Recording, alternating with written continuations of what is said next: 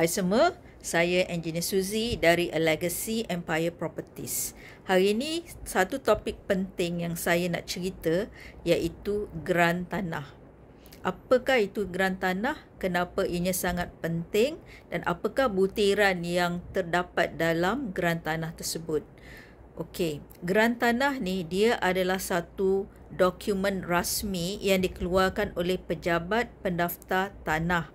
Geran tanah tu dia adalah ibarat macam satu penceritaan tentang tanah tersebut. Bermaksud dia akan cerita siapakah pemilik tanah ni. Mungkin seorang, mungkin dua orang atau lebih. Dan siapa-siapa pemilik itu, semua nama-nama itu akan tersenarai dalam geran tanah tersebut. And then dia akan cerita juga di manakah lokasi tanah tersebut. Maksudnya negeri mana, mukim mana, pekan mana, daerah mana. So dia akan cerita juga dalam geran tanah tu. Selain daripada tu juga dia akan memberitahu kita berapakah keluasan tanah tersebut. Berapa luas? Mungkin 1 ekar, mungkin 2 ekar atau mungkin lebih. Dia akan tulis situ yang sebenarnya berapa keluasan tanah tersebut. Okey, and then selain daripada tu, dia akan menceritakan juga tentang kategori tanah.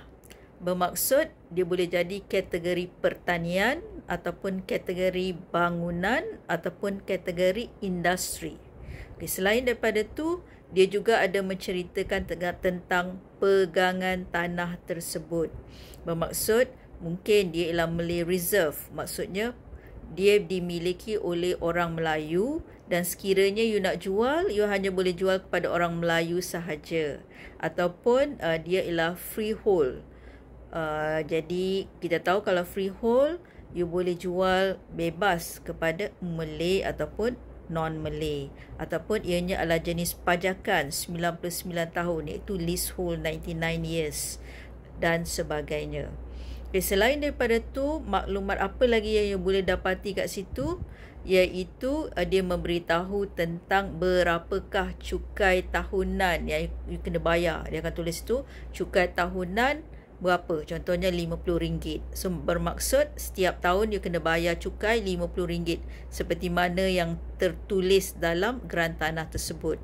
Okay, geran tanah tu dia seperti A4 size dan dia lebih tebal lah yang original. Kalau you nak tahu, you boleh Google dan di situ ada contoh-contoh geran tanah.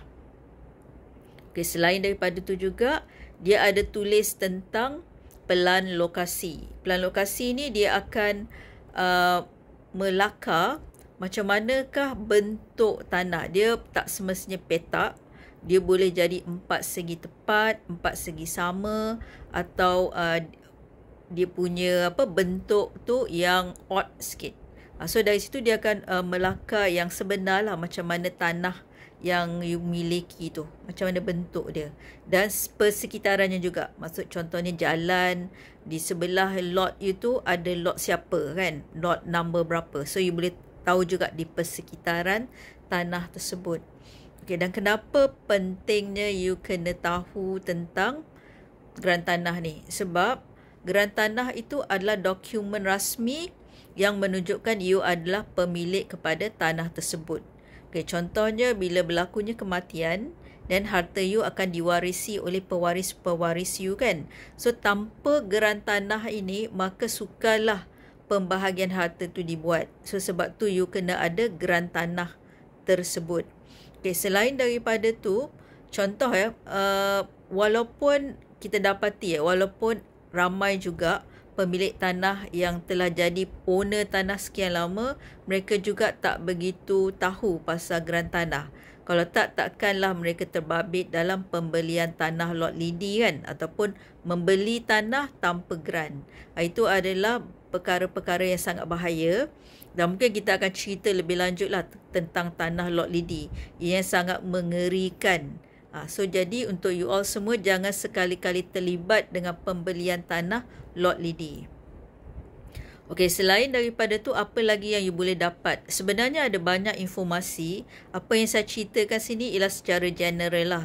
Sebab bagi kita yang baru nak mengenali tentang hartanah, so ini adalah informasi yang penting yang you perlu tahu. Selain daripada tu, sebenarnya ada banyak lagi. Cuma untuk permulaan ni cukup dulu setakat ni you tahu. At least you tahu ini adalah detail yang ada dalam geran tanah tersebut. So from time to time you akan upgrade you punya knowledge dan you akan lebih tahu lagi apa maklumat yang terkandung. Sebenarnya banyak lagi yang you perlu tahu, tapi maklumat basic adalah benda-benda yang saya sebutkan tadi. Saya harap perkongsian ini sedikit sebanyak dapat memberi you pengetahuan at least basic tentang hartanah, dan insya-Allah kita akan cerita dengan lebih lanjut lagi di sesi yang akan datang. Sekian.